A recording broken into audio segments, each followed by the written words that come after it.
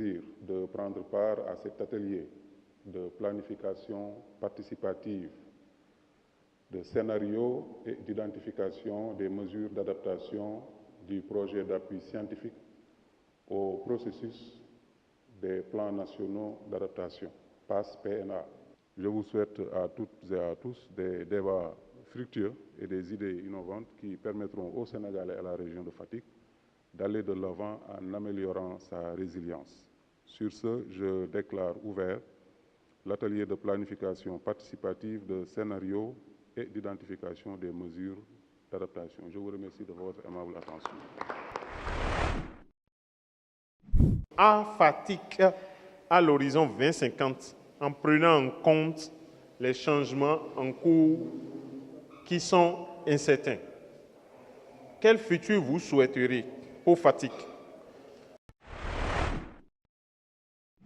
Au terme de la recherche que j'ai menée sur l'impact des changements climatiques sur l'agriculture dans la région de Fatick, nous avons noté que la plupart des variétés pluviales qui sont cultivées dans la région seront impactées par les changements climatiques, notamment le mil Souna et le mil Sagno, le maïs et le sorgho, donc ça c'est les céréales, mais également l'arachide qui est vraiment la culture de rente dans la zone, va aussi être impacté par les changements climatiques. Donc l'impact qu'on peut noter est vraiment négatif sur les céréales. Et à l'horizon 2035, on voit une diminution des rendements qui va aller jusqu'à à peu près 10 à 20% sur les céréales. Et pour l'agriculture, on voit un impact beaucoup plus réduit que les céréales, pour l'arachide notamment. Et donc ça, c'est un peu rassurant. On voit que l'arachide ne sera pas très impacté par les changements climatiques. Donc à l'horizon 2050, donc là, c'est vraiment les impacts s'intensifient.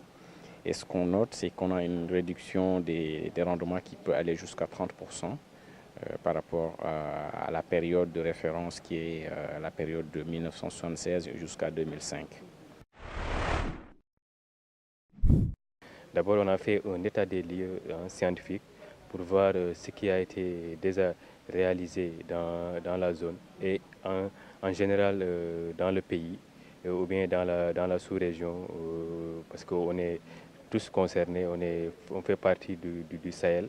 Donc on est menacé par ça, donc voir un peu ce qui a été déjà réalisé, de compiler tout ça et de voir ce qui reste à faire. Donc c'est ça qu'on a complété dans cette étude-là.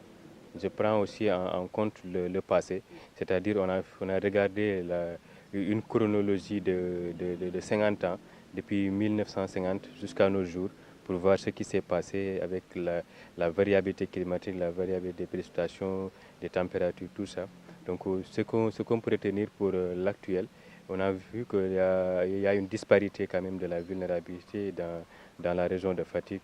Et ce qu'on a vu, que c'est le département Fatick est plus vulnérable, est très même vulnérable par rapport à la variabilité climatique quand on prend le secteur des ressources en eau. Parce que les ressources en eau de surface, la qualité est salée déjà. Donc, on prend l'eau souterraine, la nappe superficielle du CT. Donc, ça aussi, la qualité est salée. Et quand on part aussi plus profond, la nappe du maastrichtien, donc là-bas, c'est pire, c'est salé et fluoré. Notre recherche a englobé, en fait, nous avons d'abord évalué la vulnérabilité actuelle et ensuite la vulnérabilité future. Sur la vulnérabilité actuelle, il apparaît que la zone la plus vulnérable va du linéaire littoral allant de Differ jusqu'au sud de l'île de Niodior, notamment. Là, la vulnérabilité est très élevée. Sur les autres linéaires, notamment de Ngalou-Sessène jusqu'à Diakhanor, par exemple, la vulnérabilité est modérée. De Diakhanor jusqu'à Differ, en fait, là, la vulnérabilité est élevée. Ouais. Ainsi que sur la première moitié du linéaire allant de Niodior jusqu'à l'île de Guyork en fait. Mais ce qu'on a vu aussi, c'est que sur la vulnérabilité future, là en fait, concernant la partie future, la vulnérabilité a augmenté en fait. Puisque là, la couleur rouge en fait, qui représente la vulnérabilité très élevée et occupe presque tout le linéaire en fait, du littoral. Et occupe la quasi-totalité en fait, du littoral. En fait. Oui, on peut bien évidemment avoir peur, mais cela dépend aussi des options qui seront mises en place, en fait. Des options de protection, comment on va aménager tout ce littoral-là.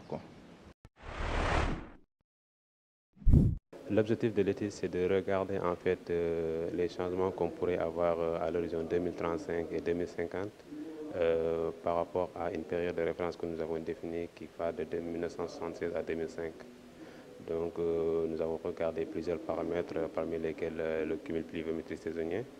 Donc nos résultats nous ont montré qu'à l'horizon 2035 ou 2050, on aura en fait une diminution du cumul saisonnier qui pourrait être inférieur même à 600 mm. Donc après le cumul pluviométrique, nous avons aussi regardé la longueur, le début de la saison des pluies. Ce que nous avons vu, c'est que on aura en fait un retard sur le démarrage de l'hivernage et vers l'horizon 2050, la saison des pluies pourrait commencer en fait dans la deuxième moitié du mois de juillet, comme ce fut le cas cette année dans certaines parties du Sénégal. Par exemple, à Dakar, on a vu que les précipitations ont commencé vers les 29 juillet, comme ça. Les alternatives, justement, c'est ce qui nous amène ici de chercher des options d'adaptation sur la diminution, par exemple, de la longueur des saisons. Comment, dans la suite du processus, notre énergie et tout ce que nous avons pu mettre sur les papiers, tout ça là seront valorisés pour que notre vision de 2050 soit atteinte. Donc pour la mise en place de mécanismes de financement innovants, secteur eau et assainissement, on a prévu de faire un développement d'une stratégie de communication qui prime sur tout. Et après, on a identifié les besoins dans les secteurs de l'eau et de l'assainissement dans la zone. Mais aussi, on va réaliser une étude de faisabilité technique et aussi économique pour voir à peu près le coût de cette réalisation. Les actions qu'on peut faire à moyen et long terme pour l'identification des sites, on a la sensibilisation des communautés. Il faut également rédiger des TDR pour les appels d'offres, la recherche de l'expertise et également du financement. Et toujours dans la construction des ouvrages, comme action, on a aussi la spécification des techniques des ouvrages, c'est-à-dire les types d'ouvrages, gabarits, etc. Et pour cela, comme ressources, on a besoin de la ressource humaine, technique, mais également des ressources financières. Et cette action-là permet d'adapter les ouvrages aux besoins, mais également d'optimiser l'ouvrage, c'est l'ouvrage. Donc, de qui on a besoin? Pour la spécification, on a besoin d'experts. On a également besoin de services techniques de l'État, comme par exemple les corps de GEMI de l'armée. Ils participent également à la spécification technique des ouvrages. Et les bénéficiaires sont les collectivités locales, les bailleurs, à savoir les partenaires techniques et financiers, et les entreprises qui vont mettre en œuvre la spécification technique. Au niveau du problème qu'on essaye de résoudre, là, ici, c'est comment faire pour améliorer les rendements. Donc, le problème, c'est ça, comment faire pour améliorer le rendement. Et là, on va essayer d'identifier des variétés adaptées. Donc, l'objectif, le problème ici, c'est l'identification de variétés adaptées. Comme deuxième activité, nous avons la multiplication des semences. Donc, après l'identification d'une variété adaptée, on va le multiplier. Donc, il faut comprendre que dans la multiplication, il y a le processus de certification, tout qui aboutit à cette multiplication-là. La troisième activité, c'est la diffusion des semences. Donc, après avoir identifié et multiplié les semences, il faut les diffuser auprès des populations. Nek responsable des femmes transformatrices et micro-marrières si fellowship bu John Waar président femmes transformatrices bu niveau national FENATRAM journée bi tey de lim ma jox mooy dama si am mbégte ndax li tax journée bi def di journée bu am solo si ñun ñii nga xam ne ñu ngi ñuy nekk si problème yi changement climatique mu ndokk suñu problème tey projet bi ñëw fii wooñu pour ñu mun a jokkalanteeg ñoom si problème boobu nu ñuy def ba saafara ko muy lu rëy su ñun lu am solo si man fii ma teew tey si loolu. Mon rôle principal, c'était de m'assurer que les études de vulnérabilité, que les résultats soient bien intégrés dans le processus de construction des scénarios et d'identification des options. Monte comme projet ou développe comme projet d'adaptation répond bien à des problèmes de changement climatique et non de simplement développement ou d'effets seulement anthropiques.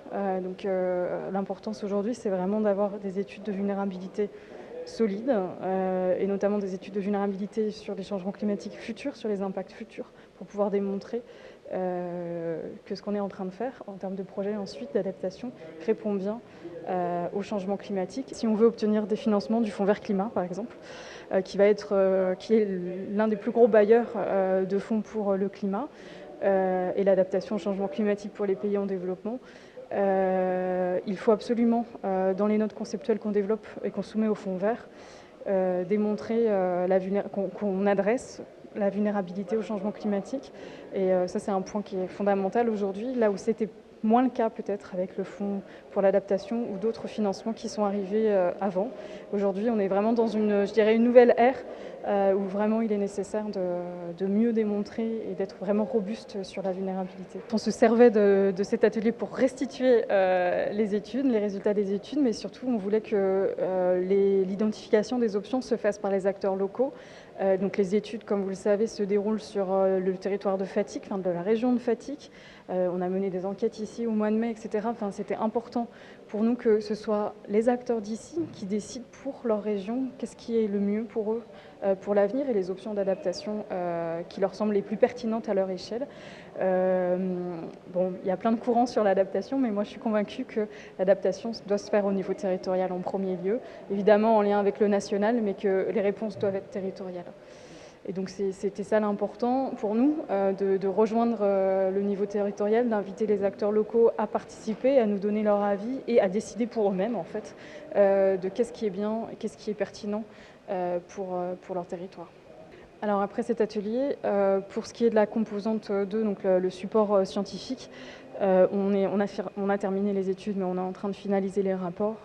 Et en janvier, on fera un atelier final à Dakar, où on va partager et valider les résultats des études de vulnérabilité, donc des 3 rapports.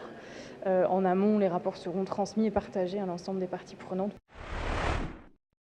Vous vous êtes attelé depuis lors, pendant 3 jours, avec un grand intérêt, à mieux appréhender les tendances climatiques futures, leur impact sur l'agriculture, les ressources en eau et les zones côtières, ainsi que les outils, mécanismes et stratégies appropriées pour parvenir à la résilience plutôt des populations in fine. Sur ce, je déclare clos l'atelier participatif d'élaboration de scénarios et d'identification de mesures d'adaptation au changement climatique. Et je vous remercie de votre aimable attention.